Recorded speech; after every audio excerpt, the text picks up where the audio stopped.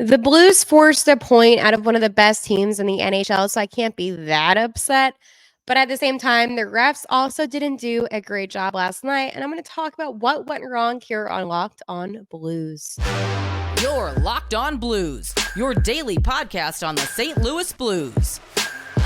Part of the Locked On Podcast Network, your team every day.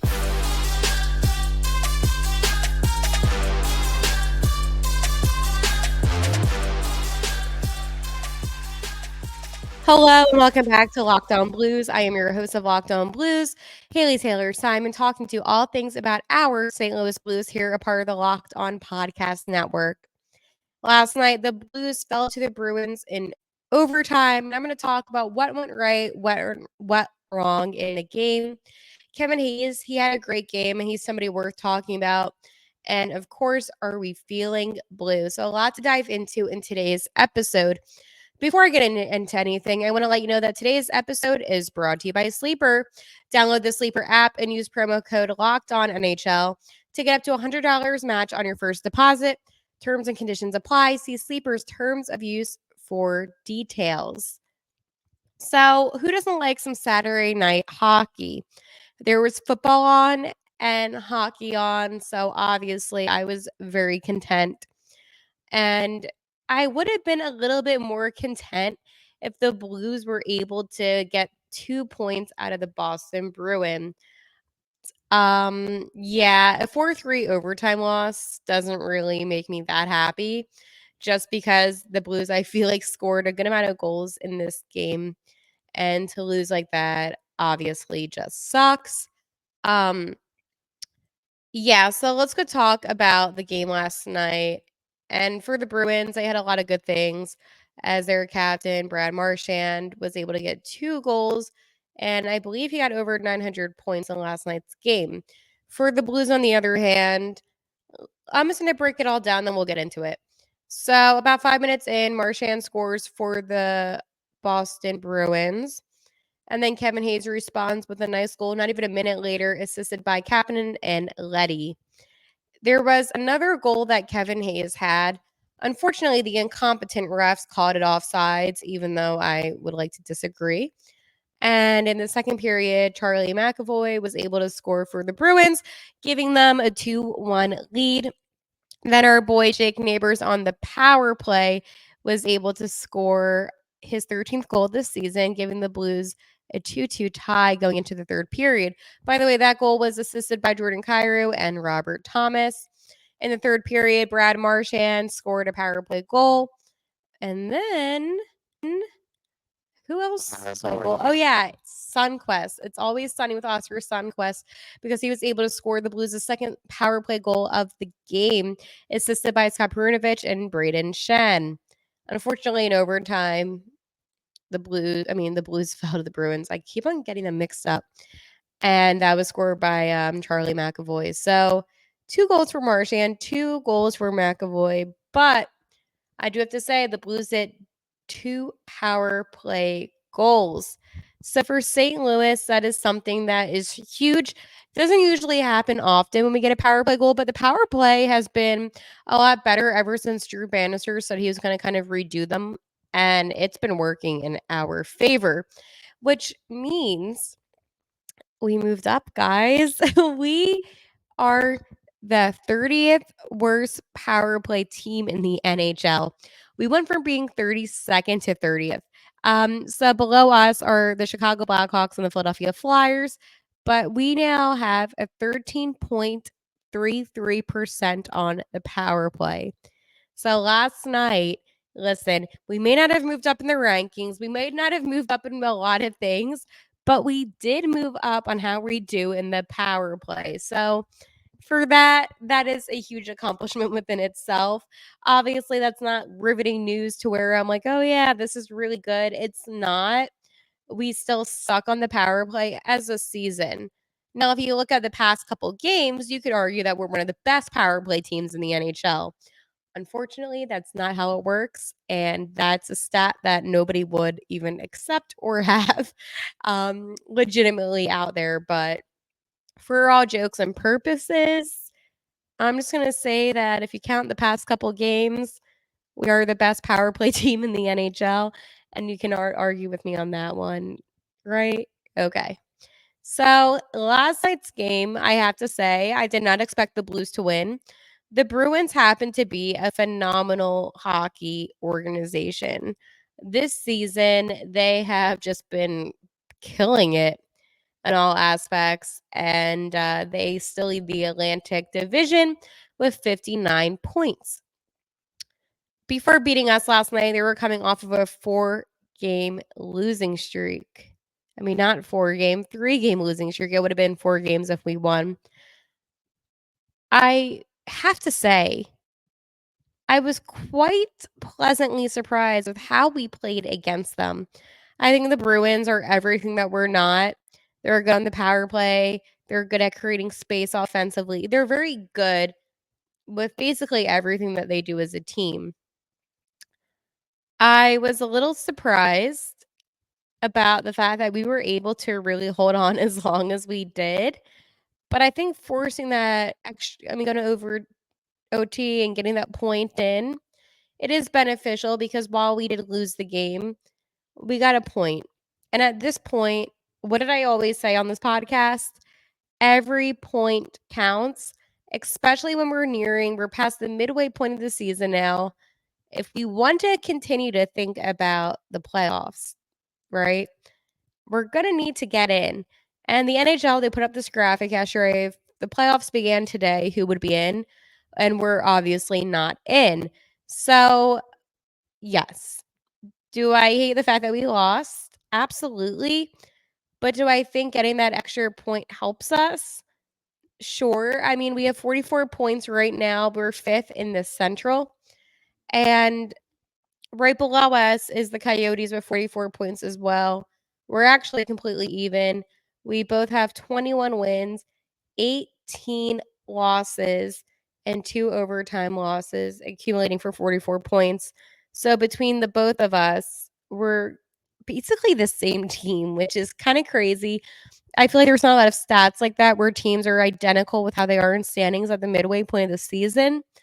But we got some work to do. Above us is Nashville with 49 points, and above Nashville is Dallas with 55. Then you have Colorado with 59, and then Winnipeg with 60. So things are not looking too good for us right now. If you were to place us, and this is another thing in any division in the NHL, Pacific, Metro, Atlantic, we would be in the same position because right now, with our 44 points, we would be in 5th place in every division. So there's some work that needs to be done. But again, do not forget St. Louis. And that season, that 2018-2019 season, we were dead last when it was January and we ended up winning the cup. So I don't want you to lose all of your hope because it is possible for us to be successful. It's just a question of will this team step up? Will any trades happen near the trade deadline? And I think that's a question that we're going to have to really put on Doug Armstrong. Is he going to better this team or are we just going to focus on the draft? Either way, I'm fine with both. I think there's pros and cons to everything. I think if we focus on the draft, then I'm not saying purposely lose by any means, but I could understand the benefit in that. If we focus on becoming a successful club in the second half of the season, I want to know a couple of things. Who will be traded? When will they be traded? And what will we get in return? I would like, if possible, to get a two-way defenseman. I think that would be the most beneficial thing right now. But at the same time, we need to score, so we need to get more goal scorers. A lot of things can be done between now and then. I just hope that Doug Armstrong doesn't mess this up like he's done with a lot of things in the past, but he's also done a lot of good things.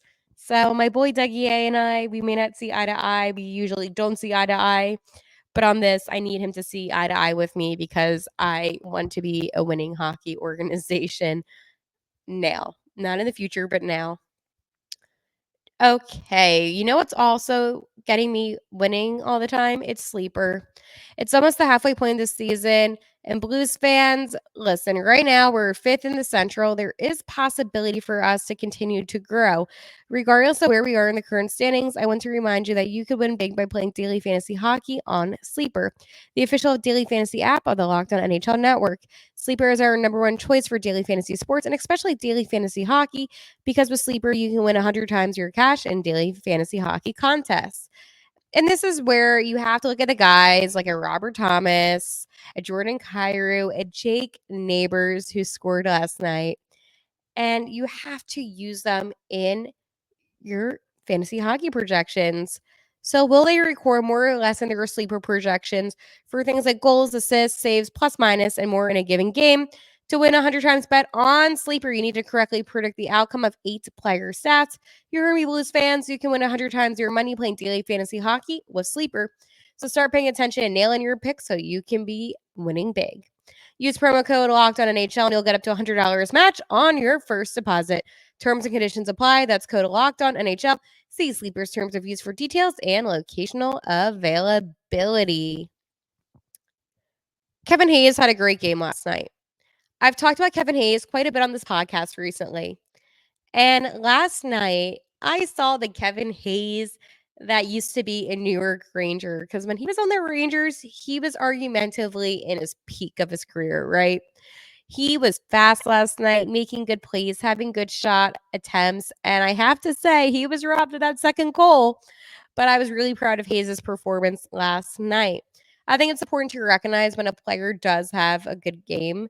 I think sometimes we can be a little bit critical. I can be critical. I know I can be critical. So I want to give a big shout out to Kevin Hayes for really stepping up in a week where his name was thrown around like crazy and a lot of things probably transpired in his personal life, maybe feeling emotions that were not the best. There's a lot of things that go on in people's personal lives that you have to take into account. But he did not let that stop him on the ice last night.